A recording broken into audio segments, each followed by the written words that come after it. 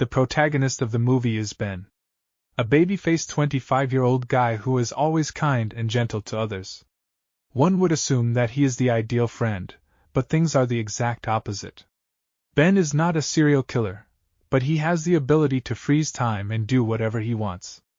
Of course, he uses it to strip women and perform his favorite activity, that is painting.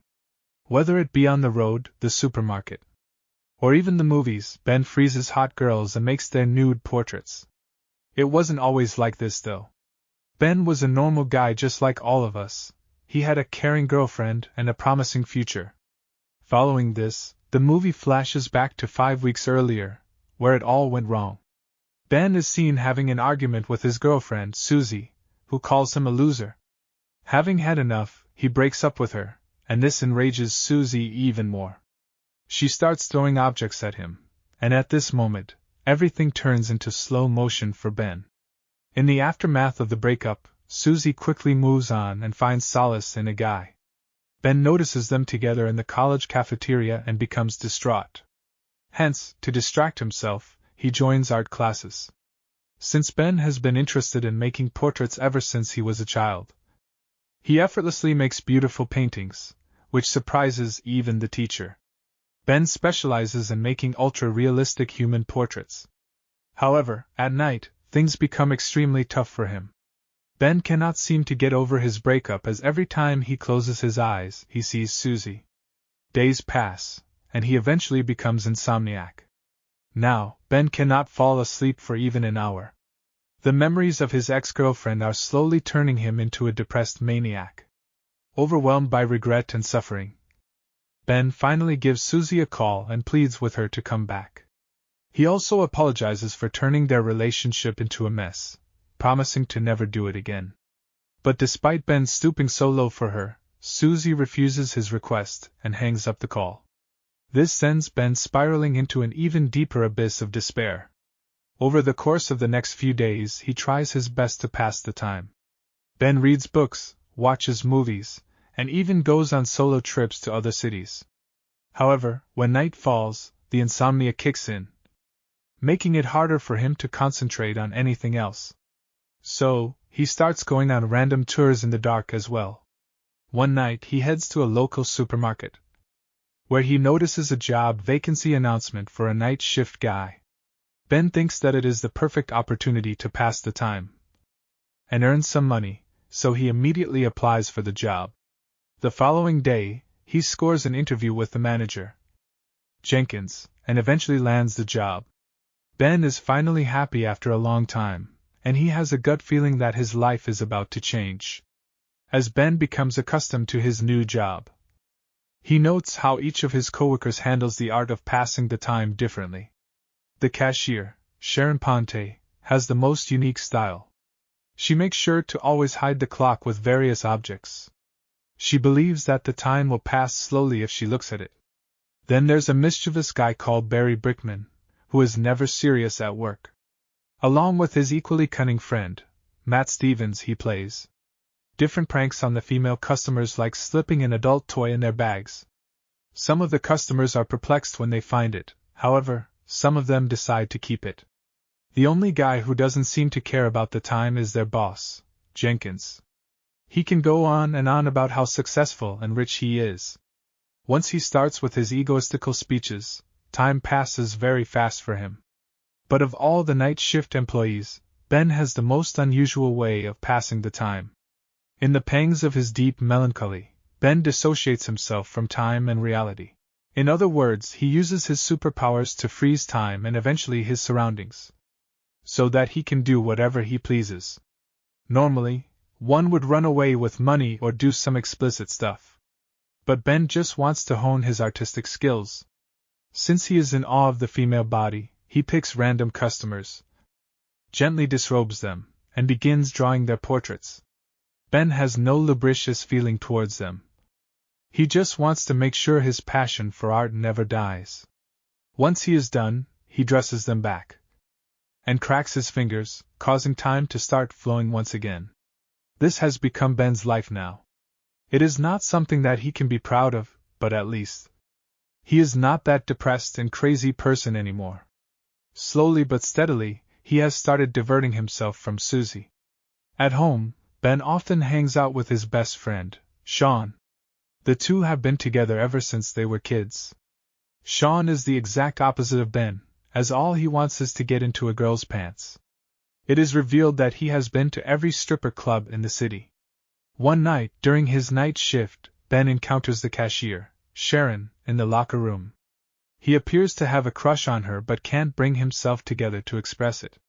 But as they talk, the friendly cashier takes a bite out of his sandwich, shocking him. A small piece of pickle sticks to Sharon's cheek, and she awkwardly tries to wipe it out, but to no avail. Seeing her struggle, Ben steps in and wipes it off for her, creating a very cheesy moment between the two. After a while, Sharon decides to leave and heads towards the door. Ben wants to freeze the moment and live in it for a week. But by the time he comes to his senses, Sharon is already gone. After a while, as he is going about his work, Matt suddenly pops up from one of the stalls and reveals that he is going to the movies with Sharon. This devastates Ben, and he wonders why he is so unlucky. He then recalls his school days where he fell in love for the first time. She was the smartest girl in the class, whom everyone used to like. One day, she got into an accident and sprained her arm, because of which she had to wear a heavy cast. Every day, her classmates used to write encouraging stuff on it to make her feel better. Ben also wanted to write something, but he was too nervous to even get near her. Unfortunately, his reluctance cost him the opportunity, as a few days later, the girl removed her cast. Everyone was happy to see her all recovered. But when they noticed that she had grown some hair on that arm, they start making fun of her. The girl eventually starts crying, and this is when Ben decides to swoop in. He takes her to a corner and consoles her, saying he will be with her no matter what. Soon, the two become good friends and eventually lovers. One day, the girl suddenly approaches Ben and inquires if he wants to kiss her. Without thinking twice, he says yes, and the two agree to meet at their favorite spot on the weekend. Ben is elated that he is going to kiss a girl for the first time. He loses his sleep for the next few days, and when the weekend finally comes, he arrives at the spot early. He waits for the entire day, but the girl doesn't arrive, breaking his heart. The following day at school, Ben finally learns that the girl has relocated to another city with her parents. This is the first time he felt helpless and depressed. Back in the present, Jenkins gathers all his employees and informs them that they are going to play a friendly football match with his friends.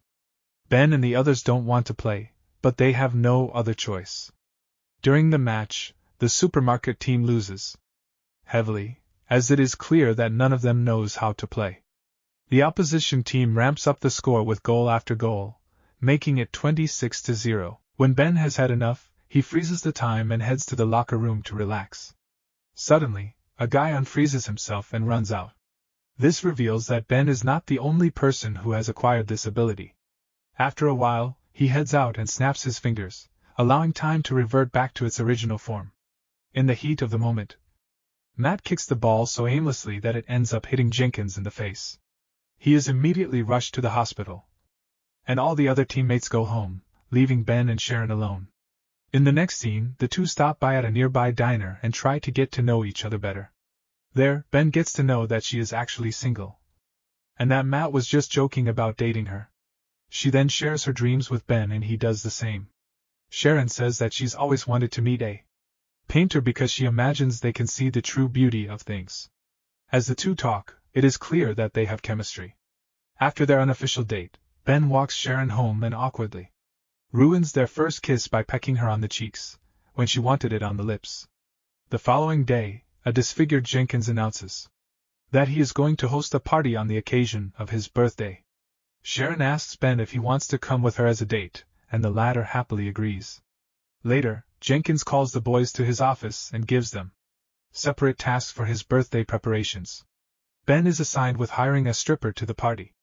Although he has never talked to one in his life, he knows just the person who can help him. Later, he asks his best buddy, Sean, for help, promising to take him to the party if they can get the job done. The two then head to a local club where Sean uses his experience and hires a girl for the party. The next morning, Ben gets a call from an anonymous man, who claims to be an art aficionado.